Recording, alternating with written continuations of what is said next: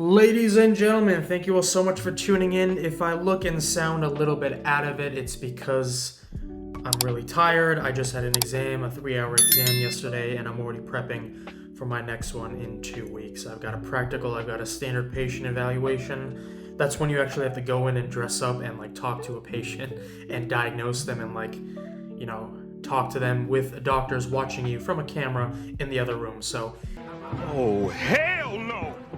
It's very high tense and very high, highly stressful, but it is what it is. I mean, whatever. I've been getting around 4.5, 5 hours of sleep every day for the past couple of weeks, and it's taking a toll on me. And it's not because I don't want to do this video. I'm just a little bit tired. But all I'm gonna say, I'm gonna try to do this in one take. Before I talk about Manchester City versus Burnley, great victory, 5-1, sensational.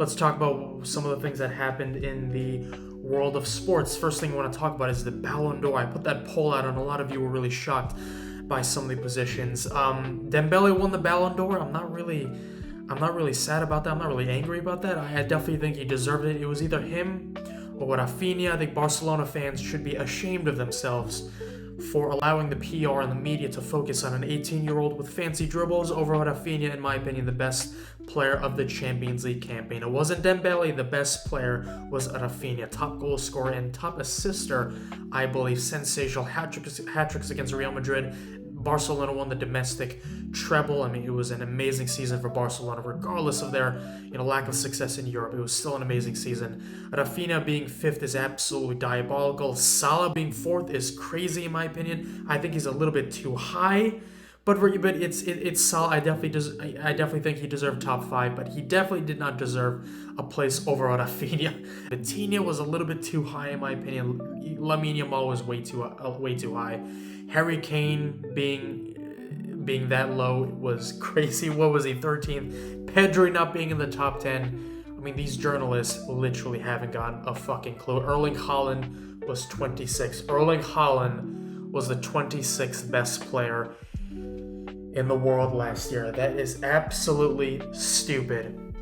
Liverpool just lost to Crystal Palace, and in my opinion, it's not really a devastating loss. I mean, I don't think Man City are going to go to Selhurst Park and get away with the result, judging by performances recently. Today was a great result, and all I'm going to say is our performance today wasn't the best.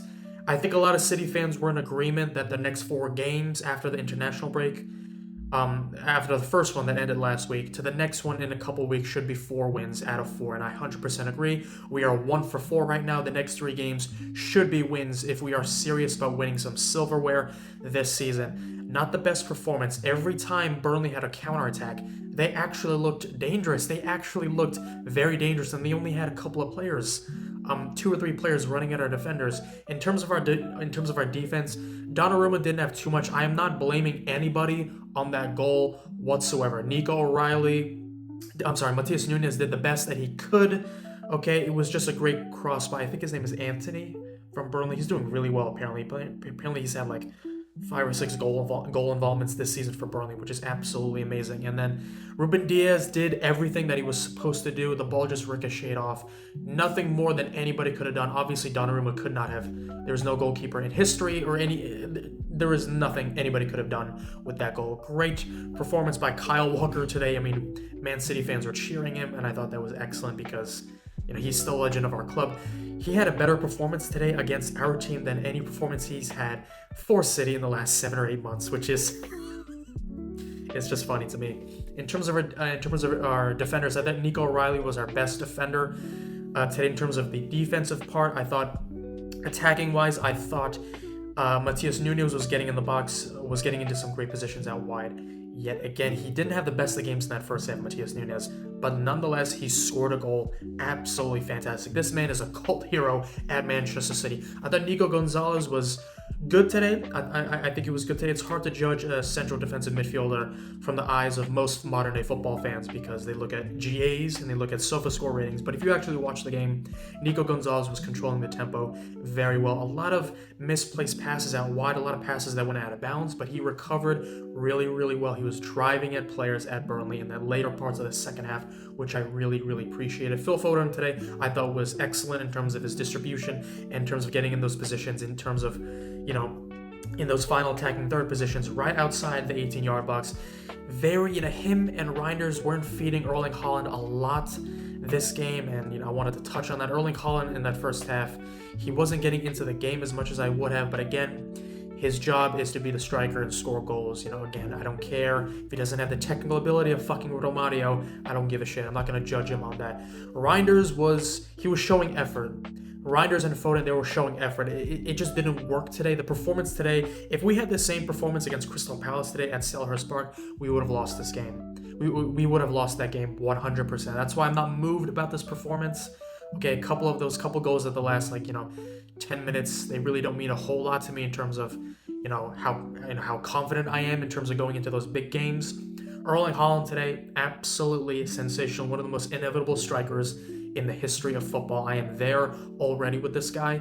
I mean, this guy played in the Bundesliga, scored a bunch of goals. No one gave a shit because his name isn't Harry Kane. And that's another thing I wanted to touch on. Harry Kane's PR is through the roof. I mean, he definitely got robbed at the Ballon D'Or in terms of his positioning. But what Harry Kane is doing right now, he just scored the fastest 100 goals in history with the club. He beat Haaland and Ronaldo's record by, I think, 2 games or a game. I think it was 100 and 104. One of the best strikers of the 21st century. But my God, his PR is through the effing roof.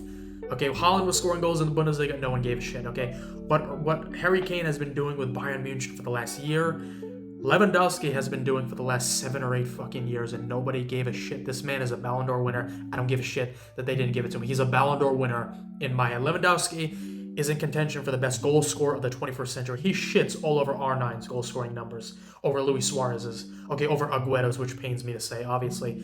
Lewandowski, my man, 37 years old, that header against, what was it, Levante, whoever it was? Barcelona, oh no, I think it was Real Oviedo. Barcelona were down, and then Lewandowski, boom, header, excellent. Just a timeless player. I mean, at his age, a lot of these great strikers were either retired or they're playing in the MLS, like Luis Suarez. Lewandowski is still performing at the high level. In terms of our wingers today, I thought Savinho started this game really well. He was driving at players, he was beating players left, right, and center. It was excellent to see. But then, honestly, for the next 70 minutes of the game, this man completely disappeared from the face. There was a point, literally 30 seconds before the first half ended, where he got the ball and I said, oh my God, Savinho's on the pitch. I totally forgot about him. Doku was the one that passed it to him, and ironically, I'm going to be talking about Jeremy Doku. Complete opposite. Jeremy Doku, man of the match today. Okay, the best player of the first half, the best player of the second half. This man was the best player of the game. Absolutely world-class type of performance today by Jeremy Doku. I don't think he's world-class. I think he will get there if he keeps performing like this. But these are the performances that I want to see week in and week out. And I know everybody's going to slat on, Kyle Walker's over the age of 30. Of course, Doku played well. I mean, I've seen this man play well against Liverpool, against United, against Real Madrid, at the Etihad. I mean, this guy's he's played amazingly well against some big opposition. The key here for Doku is consistently, this man was our main threat. I mean, I haven't seen Joshua Gvardiol and Nico O'Reilly pass the ball this much to Jeremy Doku in my life. Everybody was deferring to Jeremy Doku today. I was so happy with his performance today. I mean, Erling Haaland was great today. You could very well give him the man of the match for the 2 goals. But Jeremy Doku today, exquisite. That goal that Erling Haaland scored, that only happened because of Jeremy Doku. Excellent assist from the left-hand side. He was beating players left, right, and center. It was amazing to see. He was dropping back, getting the ball, and distributing it wide to Savinho, wide to Reijnders, wide to everybody. I mean, it was excellent. I cannot say enough good things about Jeremy Doku today. Let me know what y'all thought of today's performance. 5-1. I think we moved up into 3rd place.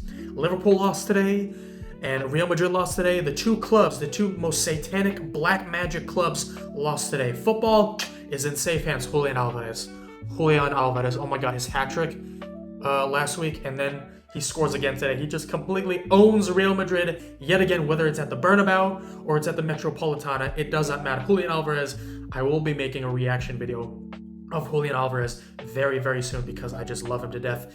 He is my joint favorite football player in the world with Kenan Yildiz, obviously. For obvious reasons, he's exquisite. But let me know what you think of today's performance. Who was your man of the match? Who do you think should perform, a lot better? Who do you think didn't perform as well? Do you think if we play like this against Crystal Palace or against Chelsea or Brighton again, you think we win those games? Let me know down in the comments. Thank you all so much for watching. I will see you all next time. I am so tired. I gotta go take a nap.